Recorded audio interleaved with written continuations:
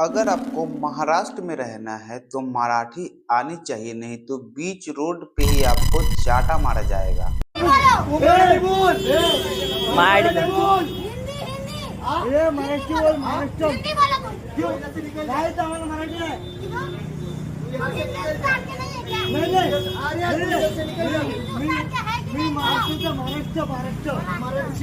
बोलो कॉल चालू आहे ना. मला महाराष्ट्र तुला धंदा करायला काय नाही जायचं इकडून स्पीडला बिहारला. समजलं काय? कसं करते काय करते गेली मी काय करते गेली. महाराष्ट्राला कोणती भाषा बोलली जाते? सब भाषा कोणती तुझ्या ऐकी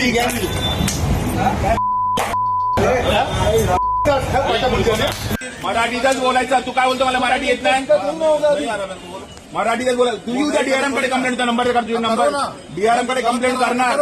तुला मराठीतच बोलावं लागणार, नाही तर तुझ्या राज्यातून काम करायचं. हा नाव काय? संजय तुपलोंडे. तुम्ही मला सांगा, तुम्ही याच्याशी हिंदीत बोला. काय साहेब, 4 दिवसापूर्वी सीएम साहेबांचं स्टेटमेंट आहे, क्लिअर आहे की महाराष्ट्रामध्ये मराठी बोललं पाहिजे. मराठीचा कायदा आहे. मराठी आपली अभिजात दर्जा प्राप्त झालेली भाषा आहे. त्याच्यामुळे प्रत्येक राज्याला मराठीचं मानपान आहे. आणि तुम्ही बोलता की तुला हिंदी येत नाही म्हणून. प्रत्येक राज्याला मराठी हिला अभिजात दर्जा प्राप्त झालेला आहे. त्याच्यामुळे मराठी झालेलं आहे. आताच झालं काय? अरे यार, तुम्हाला हेच माहिती नाही. किती वर्ष सर्व्हिस झाली साहेब तुमची? आधी तर होऊ द्या, पण कधी प्राप्त झाला तुम्हाला माहिती, गव्हर्नमेंट स्टुडंट तुम्हाला माहिती पाहिजे मराठीचा अभिजात दर्जा कधी प्राप्त झाला. तुम्ही मला बोलताय की तुला हिंदी येत नाही.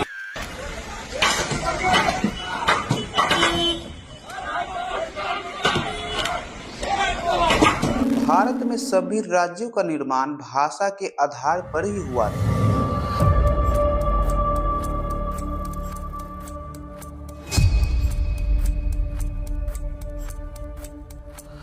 अगर ऐसे ही भाषा विवाद चलता रहा तो एक राज्य से दूसरे राज्य लोग कैसे जाएंगे।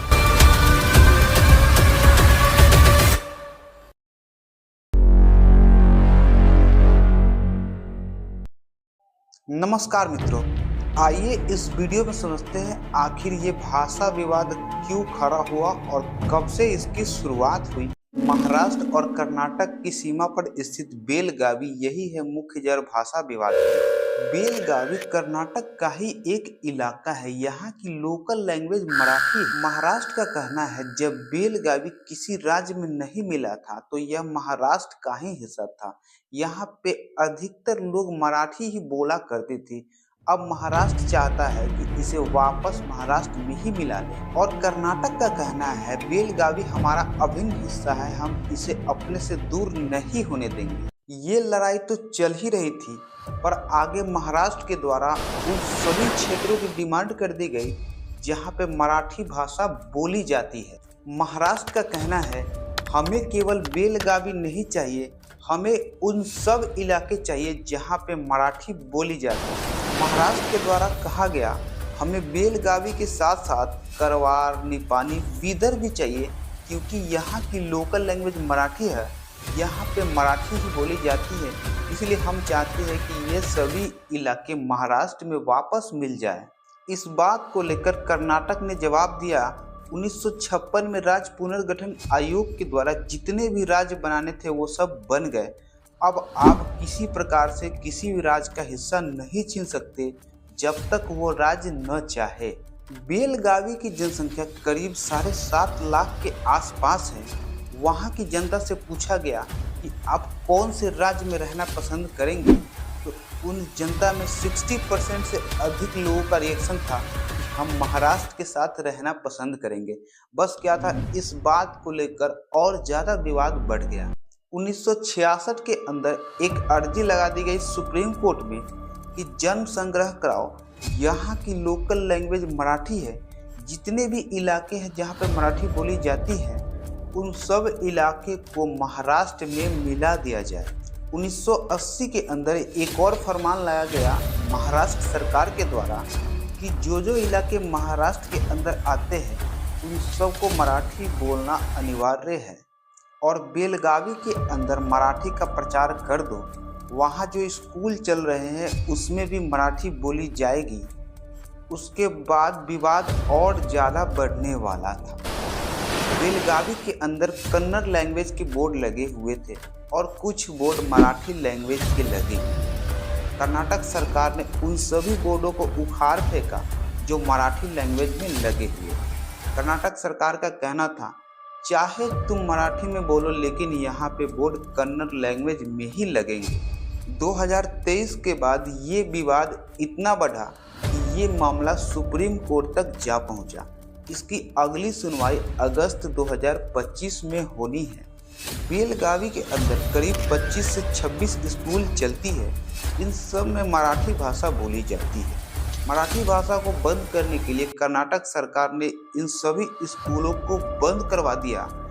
इस बात से महाराष्ट्र सरकार इतना कुपित हो गया कि कर्नाटक सरकार पे तंज कस दिया। जब भी महाराष्ट्र में चुनाव का टाइम आता है तब ये भाषा विवाद और विकराल रूप ले लेता है। महाराष्ट्र सरकार का चुनाव में ये कहना रहता है कि हम अपने आसपास के इलाकों में जहाँ भी मराठी बोली जाती है, बेलगावी के आसपास उन सब इलाकों को महाराष्ट्र में मिला लेंगे।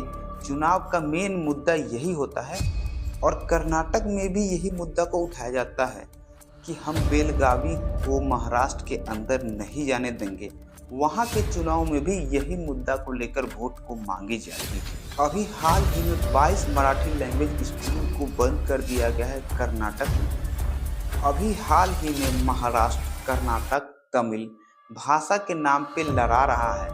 अगर ऐसा प्रत्येक राज्य में हो जाए तो क्या एक राज्य से दूसरे राज्य में किसी भी आम व्यक्ति के लिए जाना संभव है? जरा सोचिए, ये सब एक राजनीतिक मुद्दा है, इसलिए आप सब शांति बनाए रखिए, भाषा के नाम पे ना लड़े। भारत में सभी व्यक्ति को अधिकार है, किसी भी राज्य में आप बिल्कुल आसानी से जा सकते हैं बिना किसी रोक टोक की, इज्जत और सम्मान के साथ। एक नया मुद्दा सामने आया है कि कर्नाटक के अंदर महाराष्ट्र भाषा गौरव दिवस के रूप में बेलगावी के अंदर झंडे फहराए जा रहे थे, वो भी मराठी झंडे। ऐन मौके पर पुलिस आके उसे रोक दिया। इस बात से महाराष्ट्र सरकार और कुपित हो गया। जून 2025 में उसने फिर एक अर्जी लगा दी कि हमें जिस भी इलाके में लोकल लैंग्वेज बोली जाती है यानी मराठी भाषा बोली जाती है, उसके साथ साथ हमें 825 गांव भी चाहिए। हालांकि इसकी सुनवाई अभी तक नहीं हुई है। जून 2025 में होनी थी, लेकिन यह अगस्त के महीने में होनी है। देखते हैं इसका क्या फैसला आता है।